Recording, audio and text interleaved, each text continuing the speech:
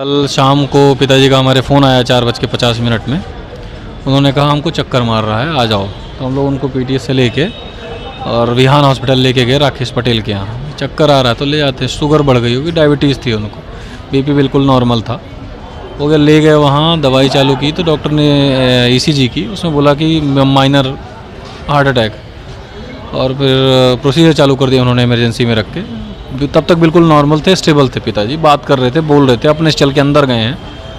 और उसके बाद उसने कहा कि एक इंजेक्शन लगेगा जो बहुत महंगा है। हमने पूछा उनसे कितने का है, तो उन्होंने कहा 52,000 रुपये का। हमने कहा लगा दीजिए। उन्होंने कहा अगर लगा देंगे तो पेशेंट स्टेबल हो जाएगा। तो हमने कहा लगा दीजिए, पेशेंट स्टेबल हो जाएगा। उसको उन्होंने इंजेक्शन लगा दिया। इंजेक्शन लगाते उनकी हालत बिगड़ गई, वो कुछ बोले ही नहीं। हो गया, ऊपर ले गए, आईसीयू में एडमिट कर दिए। और आईसीयू में एडमिट करने के बाद वो अपनी प्रोसीजर चलाते रहे। हम लोग पूछते रहे उनसे, जब हम लेके गए हैं उससे आईसीयू में ले जाते वक्त लगभग 30-40-50 मिनट का टाइम था। तो हम कई बार उस समय पूछे कि पेशेंट स्टेबल है कि नहीं है, तो उन्होंने बोला है, रिकवर हो रहा है, ठीक हो जाएंगे। और इसी आश्वासन में देते रहे, हम रखे रहे। हमारे चाचा ने पूछा, हमने पूछा कि हम ले जाते हैं सुपर स्पेशलिटी में, तो उन्होंने कहा नहीं यहाँ हो जाएगा। वो लगे रहे, अपना प्रोसीजर करते रहे। उन्होंने कई बार दवाइयाँ मंगवाई, उन्होंने लगभग 60-70 हज़ार रुपये की दवाइयाँ मंगवाई, 10,000 रुपये की जाँच करी, एक 8800 रुपये की अलग जाँच करी, और एक 52,000 रुपये का इंजेक्शन लगाया। 2,69,000 रुपये का उन्होंने बिल बनाया। और फिर वही रात को 9, साढ़े 9, 10 बजे उन्होंने डेट डिक्लेयर कर दिया।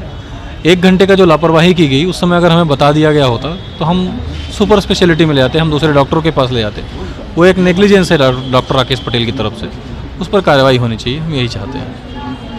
हॉस्पिटल में क्या नाम है? हॉस्पिटल का नाम है विहान, ये रतहरा में है। मृतक का नाम है श्री राम नरेश दुबे। जी हाँ, हम कल रात में उनकी बॉडी यहाँ शिफ्ट किए हैं। जी पोस्टमार्टम। आपको क्या लग रहा है? हमको लग रहा है जो 1 घंटे का हमारा समय बर्बाद कर दिया गया, जो हमें बताया नहीं गया, हमें गलत आश्वासन दिया गया, क्रिमिनल नेग्लिजेंस किया गया। इसमें दवाइयाँ सही तरीके से नहीं दी गई उनको। इंजेक्शन लगाने के बाद जब हालत बिगड़ी तो उसे ये लोग स्टेबल नहीं कर पाए।